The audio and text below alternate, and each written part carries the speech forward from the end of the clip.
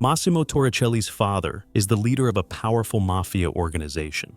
During a business meeting, he discusses the trafficking of young women. However, he firmly refuses to get involved in human trafficking, despite pressure from his associates. Meanwhile, Massimo watches a woman on the beach through a pair of binoculars.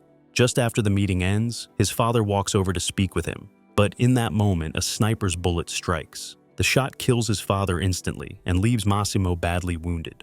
Several years later, Massimo has taken over as head of the family. He confronts a group of bankers who previously advised him to invest in a particular venture that resulted in loss. Unwilling to accept any more setbacks, he demands they return his money. When they refuse, Massimo threatens to expose damaging information about each of them. Faced with blackmail, the bankers quickly comply.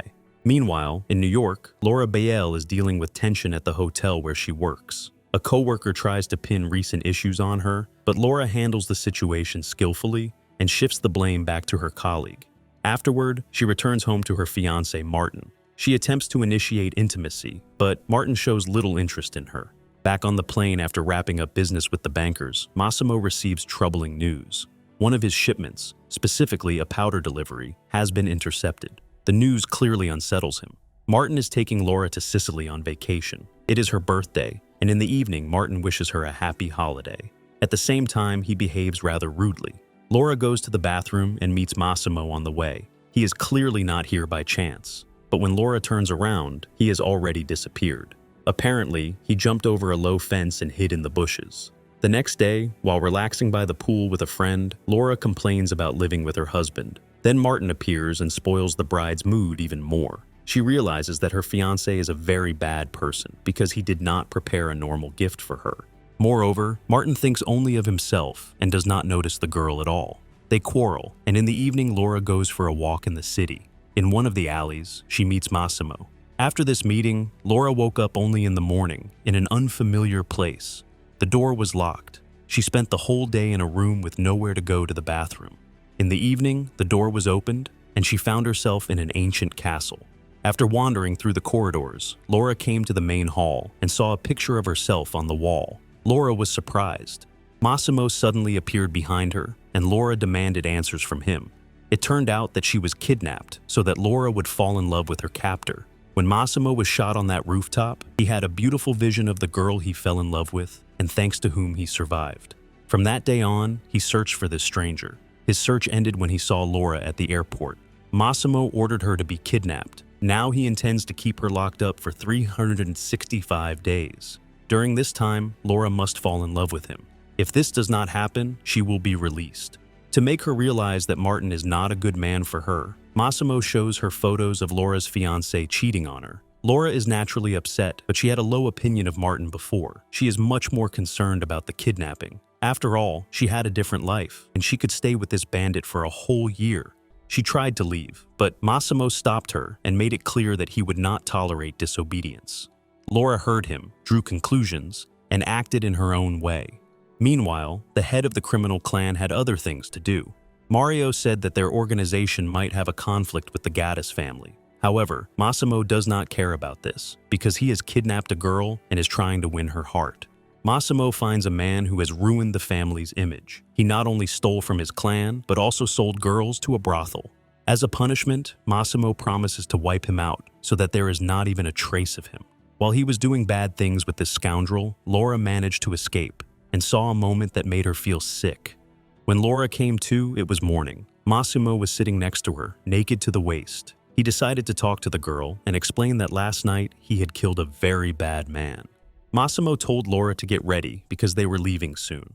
After breakfast, he took her shopping so that Laura could pick out a new wardrobe. She bought some expensive clothes, and when it came to underwear, Massimo went into the changing room to see how the clothes fit his future wife. However, Laura did not like it, and she showed her temper. After that, she ran away. When she saw the police, she hurried to them and asked for help. But they saw Massimo and silently walked away. They knew who he was and didn't want to get involved with him. Laura had to go to dinner with her kidnapper. After dinner, she found her laptop and phone in her room. She called her mom and told her that she was fine. Laura had lied that she was in Sicily and had been offered a contract for a year, and now she had to stay here for work. In the morning, Laura woke up in the same room as Massimo. She went to take a shower, and Massimo followed her. As usual, he failed. and this upset Massimo. He ordered Laura to be put on the plane, where she was tied with seatbelts. This allowed Massimo to be persistent, but Laura offered little resistance. They flew to Rome, where Massimo had a meeting with his brother. Laura, meanwhile, tried to do everything she could to embarrass him. She even went swimming in a fountain. When they got back to the hotel, Laura went to Massimo's room, and he met her in just a towel. But Laura was not going to spend the night with him. So she tried to leave, but the door was already locked. Massimo chained her to the bed and forced her to look at obscene things. In this way, he wanted to show her what Laura was missing by refusing him. Strangely enough, Laura realized that she had not lost anything special. After that, he released her and let her go. Then they went to a club where Massimo had a meeting with some serious people. Laura was asked to wait at the bar, but she went to provoke Massimo into a conflict. When he brought his girlfriend out, she began to do stupid things and fell into the hands of the serious people with whom Massimo was meeting. They were members of an influential family, and they took Laura for a call girl. She didn't like it, and she began to resist. Massimo had to stand up for her. In the process, he injured one of the rude men. Because of this, the two families were on the verge of war. Mario insisted that Massimo get rid of Laura and apologize for his actions, but he was not going to do it. Laura was sorry for what happened, but she still believed that she had been treated badly at the club. She and Massimo started fighting on the yacht, and Laura fell overboard. Massimo rescued her, and when Laura came to, she was amazed by his actions. At the same time, she completely forgot that it was his fault that she had fallen into the water. Deciding to repay her savior, Laura allowed him to do various things to her. Massimo remained faithful to her for so long that his masculine strength was enough for many approaches. Later, Massimo invited his beloved to a ball. When they got to the dance floor, Anna appeared. Massimo dated her until he met Laura. Anna was jealous, so she promised to destroy her rival. Massimo took her threats seriously. After the ball, he told Laura that he was sending her back to Poland for her own safety. Upon returning home, Laura first went to her friend Olga and told her about what had happened. The two friends decided to celebrate Laura's return first at a spa and then at a nightclub. Here, Olga quickly found a boyfriend and disappeared, and Laura met Martin. He wanted her back and followed her to the house. Martin tried to enter, but Massimo was already there. When Martin saw the Sicilian stallion, he gave up. Laura attacked Massimo with accusations because he had sent her to Poland without saying anything, and he disappeared and did not pick up the phone for a long time. However, Massimo was in no hurry to explain himself. First, he did various things with Laura by the window. When they moved to the couch, Laura noticed a scar on his chest and realized that Massimo had been assaulted.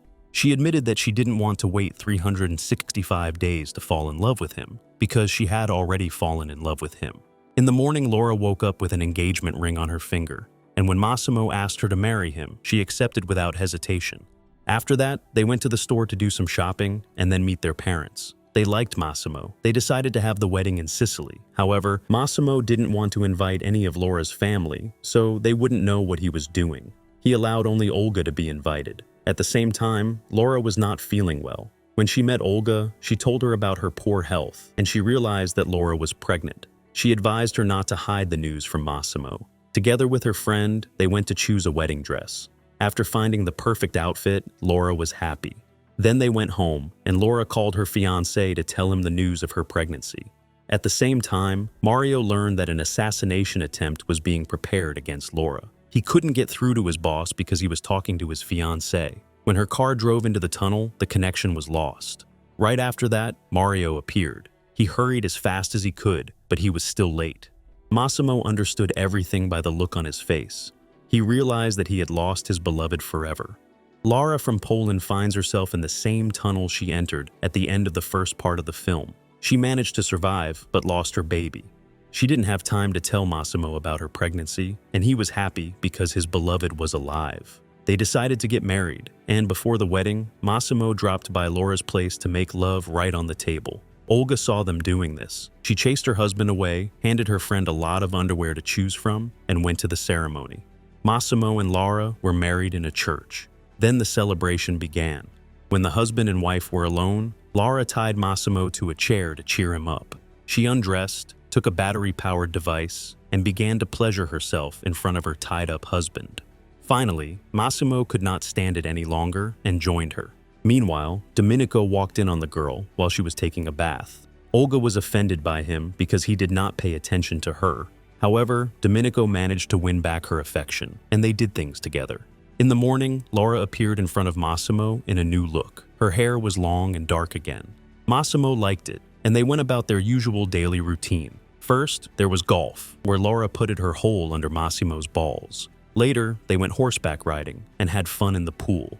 Domenico and Olga kept up with them, though their love games were more sophisticated. Olga turned her partner's body into a cake and wanted to lick it, but then Massimo and Laura came in and interrupted their experiments. Massimo picked up Domenico because they had work to do and sent his wife and her friend for a walk.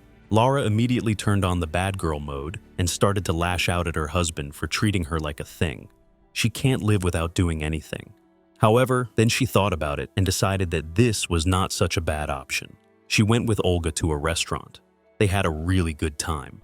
After returning home, Laura put on her most beautiful lingerie and offered herself to her husband. Massimo was not confused and began to work hard.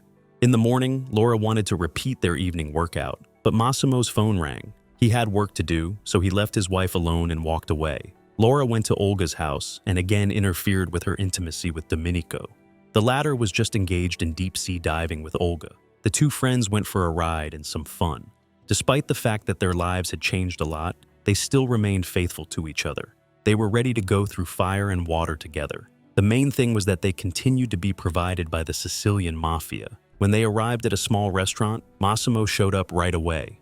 He took Laura and Olga away, and this made the girls angry.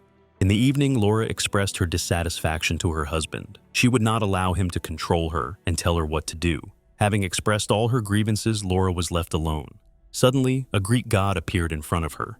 There is no other way to describe it because he looked like Apollo. His name was Nacho, and he worked for Massimo as a gardener. Laura would have loved for him to trim her bushes, but she was married, so she was content with lustful glances. After a while, Christmas came, and Laura and Massimo had a very successful celebration. Massimo realized that his wife was bored because he was constantly busy with family affairs, so he gave her a brand of his own clothes. This way, Laura would always have something to do, and she would stop nagging him. Domenico didn't screw up on Christmas either. He asked Olga to marry him. All in all, the holiday was a success.